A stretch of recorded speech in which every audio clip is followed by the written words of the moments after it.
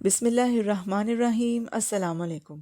اشفاق احمد صاحب کہتے ہیں، آج سے کئی برس پہلے کی بات ہے، میں ایک رسالہ دیکھ رہا تھا تو اس میں ایک تصویر نما کارٹون تھا جس میں ربڑ کی ایک مضبوط کشتی گہرے سمندروں میں چلی جا رہی تھی اور غالباً اس کشتی میں سوار لوگ کسی خاص قسم کی مچھلی کا شکار کرنے نکلے تھے۔ اس کارٹون سے اس قسم کا تاثر ملتا تھا۔ اس ربڑ کی مضبوط کشتی کے ایک طرف سوراخ ہو گیا اور سمندر کا پانی بڑے دباؤ کے ساتھ کشتی کے اندر داخل ہونے لگا۔ کشتی میں جو لوگ بیٹھے ہوئے تھے وہ ڈبے، گلاس اور مگ لے کر یا جو بھی کچھ ان کے پاس تھا پانی نکالنے کی کوشش کرتے رہے۔ اس کشتی کی دوسری سائڈ پر جس طرف سوراخ نہیں ہوا تھا، جو لوگ بیٹھے ہوئے تھے انتہائی پرسکون نظر آ رہے تھے۔ ان میں سے ایک نے کہا کہ ہمیں بھی کشتی سے پانی نکالنا چاہیے، لیکن اس کے ساتھیوں نے کہا کہ دفع کرو، یہ ہماری سائڈ تھوڑی ہے، اس سے ہمارا کیا تعلق، وہ خود ہی نکال لیں گے۔ خواتین و حضرات، انسانی رویوں میں بڑی خرابی اس وقت پیدا ہوتی ہے جب آدمی یہ سمجھتا ہے کہ میرا اس سے کوئی تعلق نہیں، میں الگ تھلگ اپنی ایک دنیا کا باسی ہوں، میرا اپنا ایک ماحول ہے اور میں باقی دنیا سے متعلق نہیں ہوں۔ پانی اگر ایک سائڈ سے آ رہا ہے تو شوق سے آئے، ہمیں اس کی کوئی پرواہ نہیں ہے، ہم اپنے انداز سے چلیں گے اور موج میلہ کریں گے۔ حالانکہ حقیقت میں ایسے نہیں ہے، ہم سارے کے سارے ایک دوسرے کے ساتھ بندھے ہوئے ہیں اور ایک دوسرے کے ساتھ وابستہ ہیں۔ جب زندگی میں بہت مشکل پڑتی ہے، بہت الجھنیں ہوتی ہیں، اللہ نہ کرے کہ آپ پر ایسی الجھنیں پڑیں جو آپ کی روح کے اندر تک اتر جائیں، تو پھر آپ کو احساس ہونے لگتا ہے کہ انسان کا انسان کے ساتھ تعلق ہے۔ انسان غیر ارادی اور غیر محسوس طور پر دوسرے آدمی کے گرد دھمال ڈالتا رہتا ہے۔ ہماری روح کا ایک حصہ جو ہے اپنی مرضی سے خود بخود ایک چکر کاٹتا رہتا ہے، جس کا تعلق دوسرے لوگوں سے ہوتا ہے، باوصف اس کے کہ مجھے اپنا پڑوسی بہت برا لگتا ہے، مجھے اپنے ساتھ کام کرنے والے بہت برے لگتے ہیں، مجھے اپنا باس زہر لگتا ہے، لیکن میری وابستگی اس کے ساتھ ساتھ چلی آ رہی ہے۔ خدا نخواستہ آپ کا دادا یا آپ کے ابا حضور جو ایک بہت خوفناک بیماری میں مبتلا ہوتے ہیں اور حکیم ان سے یہ کہے آپ کسی قسم کی غذا نہیں کھا سکتے یا اسے ہضم نہیں کر سکتے، لہٰذا آپ 3 منقع کے دانے ہی صبح کے وقت کھائیں، یہ آپ کے لیے کافی ہیں۔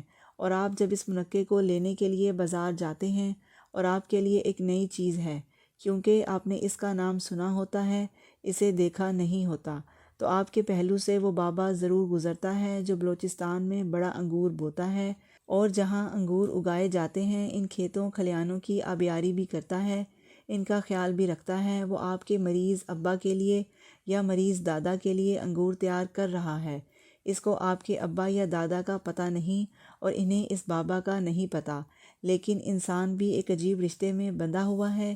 انسان، زمین، سورج، چاند، ستارے یہ آپس میں بندھ کے چلتے ہیں، ایک دوسرے کے ساتھ وابستہ ہیں، اور یہ سلسلہ ہمارے ارد گرد رواں دواں رہتا ہے اور یہی خیال بندے کو روشنی عطا کرتا ہے۔ بڑی دیر کی بات ہے، میں اس وقت تقریباً جوان ہی تھا، میں نے اپنی بیوی کے ساتھ پروگرام بنایا کہ اس سال جب نیا سال طلوع ہوگا تو ہم وہ سال کسی کھلی جگہ یا کھلے علاقے میں منائیں گے، اسی شہر میں انہی پرانے لوگوں کے ساتھ، اس بار نہیں منائیں گے، کہیں اور ہی چلیں گے۔ ہم نے رینالہ خرد کا انتخاب کیا، یہ پتوکی کے قریب ایک قصبہ ہے اور لاہور سے ساہیوال کے راستے میں آتا ہے۔ رینالہ میں میرے بھائی کا ایک مرغی خانہ تھا، وہ ویرانے میں تھا، ساتھ نہر تھی۔ ہم 31 دسمبر کی صبح وہاں پہنچے اور ہمیں بتا دیا گیا کہ یہ کچا کوٹھا آپ کا ہے اور آپ یہیں رہیں گے۔ وہاں مرغیوں کے رہنے کے لیے پکے کوٹھے تھے جبکہ بندوں کے رہنے کے لیے نہایت واہیات قسم کے کچے کوٹھے تھے، لیکن اب ہم کیا کر سکتے تھے، مجبوری تھی کہ نئے سال کی شروعات گھر سے باہر اور کھلے مقام پر ہی کرنی تھی، یہ عزم جو کر رکھا تھا۔ جب ہم نے وہاں پر اپنا اڈا جما لیا تو میں نے اپنی بیوی سے کہا کہ بانو دیکھو یہاں سردی بہت ہوتی ہے۔ بانو کہنے لگی کہ کچی دیواروں سے سردی اور گرمی نہیں آتی۔ میں نے کہا کہ سائنٹیفکلی تو ٹھیک ہے، لیکن سائنس سے ماورا ایک جسم بھی ہوتا ہے جو گرمی اور سردی کو ایک اور طرح سے محسوس کرتا ہے۔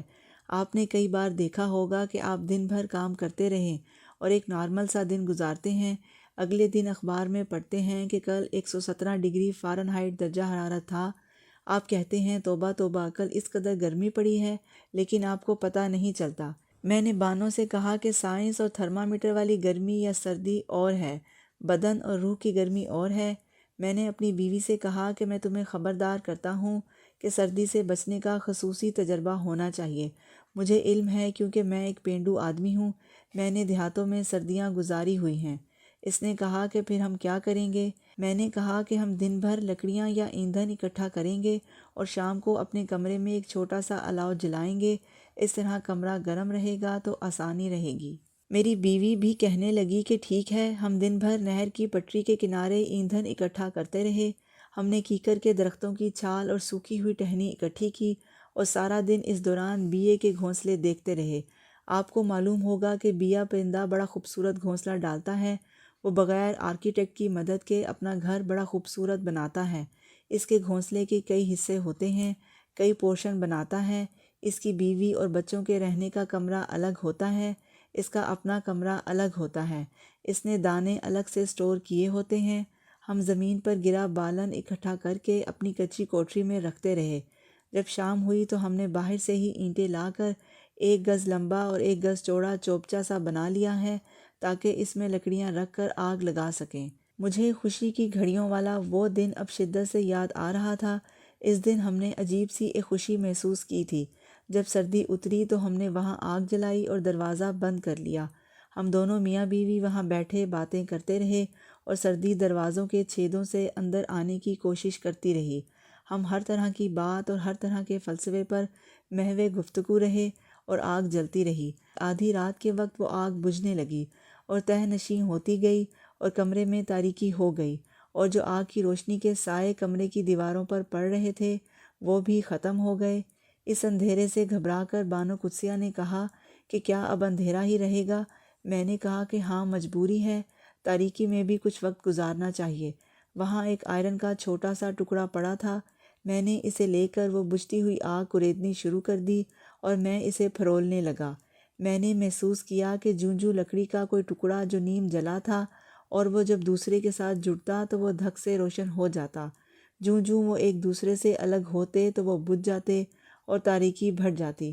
چنانچہ میں نے خاص وضع کے ساتھ ان کو اکٹھا کرنا شروع کیا، اور جب میں نے انہیں بجھتے شعلوں کے ساتھ رکھا تو پھر سے کمرہ روشن ہو گیا اور کمبل میں لپٹی میری بیوی کا سایہ اتنا بڑا ہو گیا جتنا پہلے نہیں تھا۔ میں نے بانو سے کہا کہ دیکھو، روشنی کا کھیل بھی عجیب ہے۔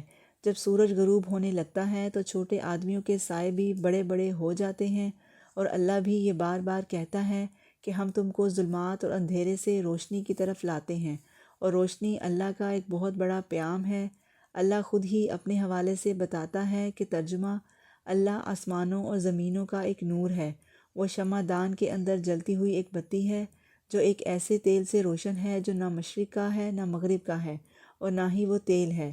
خواتین و حضرات، اللہ تعالیٰ روشنی کی بڑی تعریف کرتے ہیں۔ جو بڑا آرٹسٹ ہوتا ہے جب وہ اپنی پینٹنگز بناتا ہے تو سفید رنگ استعمال نہیں کرتا، وہ سفید رنگ والی جگہ چھوڑتا جاتا ہے۔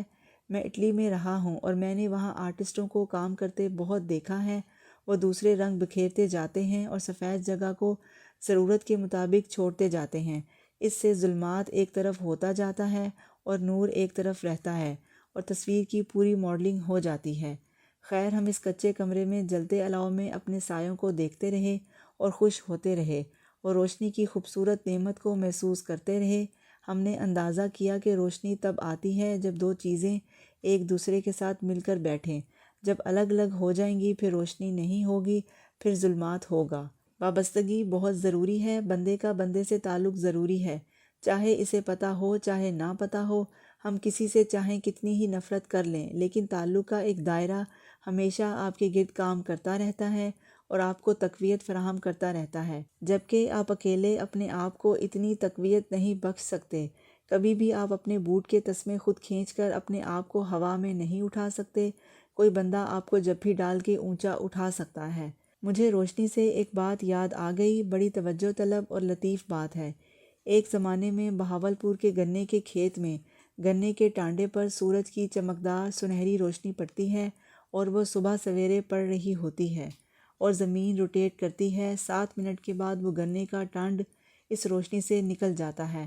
7 منٹ تک وہ ٹانڈ روشنی کو جذب کرتا ہے، پھر وہ روشنی دوسرے ٹانڈوں پر یا کھیت پر پڑتی جائے گی۔ جب اس ٹانڈے پر وہ روشنی پڑ چکی تو وہ ٹانڈا کٹا اور کٹ کے شوگر فیکٹری میں گیا، وہاں وہ کرش ہونے کے بعد چینی میں تبدیل ہوا، پھر اس کی بوری بھری گئی۔ اب وہ بوری کسی طرح سے سفر کرتی ہوئی ہمارے ہاں لاہور پہنچی۔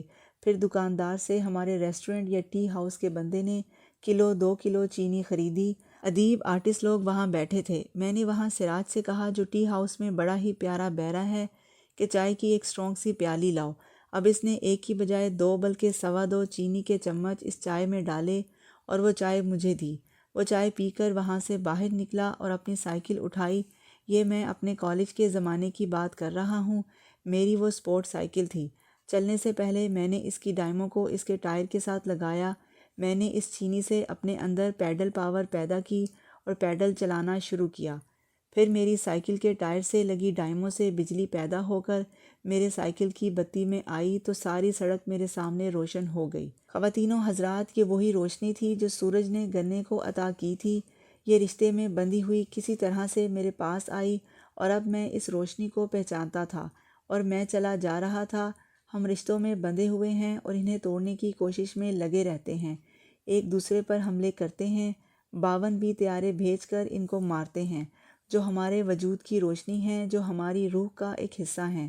اس حوالے سے بندوں کو دانش اور عقل کب آئے گی، اس بارے میں ہم یقین سے کچھ نہیں کہہ سکتے۔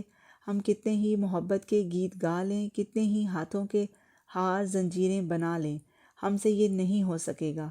جس کی ہماری روح کو آرزو ہے، ہمارا نفس تو چاہے گا کہ میرے سوا اور کوئی نہ ہو اور میرے ہی گن گائے جائیں۔ لیکن یہ بات یاد رکھیں کہ آپ کی پروڈکشن کی، آپ کی گائیکی کی، آپ کے فن کی اور شاعری کی جب بھی تعریف ہوگی کوئی بندہ ہی کرے گا۔ اگر آپ بندوں کو مار دیں گے تو پھر کوئی تعریف بھی نہیں کرے گا۔ جس طرح لوہے کے ایک تکونی ٹکڑے سے بجھتی ہوئی چپروں کو ایک دوسرے کے قریب کرنے سے روشنی پھوٹتی تھی اور سایہ بڑا ہوا تھا، تو اس کی ضرورت ہے، قد بڑا کرنے کے لیے یکجا ہونے کی ضرورت ہے۔ کسی نہ کسی طرح سے، کسی نہ کسی روپ میں ہم کو باہم ہونا ہی پڑے گا۔ ہم اپنے غرور اور تکبر کے سبب الگ ہو جاتے ہیں، لیکن حقیقت میں ایسا ممکن نہیں ہوتا۔ آپ کبھی اکیلے میں بیٹھ کر اس پر ضرور غور کیجئے گا اور لاشعور کی دنیا میں جا کر غور کیجئے گا تو یقیناً آپ کسی مثبت نتیجے پر پہنچ جائیں گے۔ حضور کا فرمان ہے کہ کسی کو کچھ نہیں دے سکتے تو ایک مسکراہٹ ہی دے دو، یہ بھی ایک صدقہ جاریہ ہے۔ آدمی اگر مسکراہٹیں ہی لوگوں کو عطا کرتا رہے تو روشنی میں بڑا اضافہ ممکن ہے، اور ہم جیسے بہت ہی کوتاہ قد آدمی اور نمانے بندے ان لوگوں کو بڑی شکست دے سکتے ہیں جو دنیا میں تاریکی پھیلا رہے ہیں، جنہوں نے دنیا کو ظلمات کے اندھیرے میں لپیٹ رکھا ہے۔ میری دعا ہے کہ اللہ آپ کو آسانیاں عطا فرمائے اور آسانیاں تقسیم کرنے کا شرف عطا فرمائے۔ آپ سب کا بہت بہت شکریہ۔ آپ لوگ میری ویڈیو دیکھتے ہیں، سنتے ہیں، سمجھتے ہیں، پسند کرتے ہیں، شیئر کرتے ہیں اور میرے چینل کو سبسکرائب کر کے مجھے موٹیویٹ کرتے ہیں۔ جزاک اللہ۔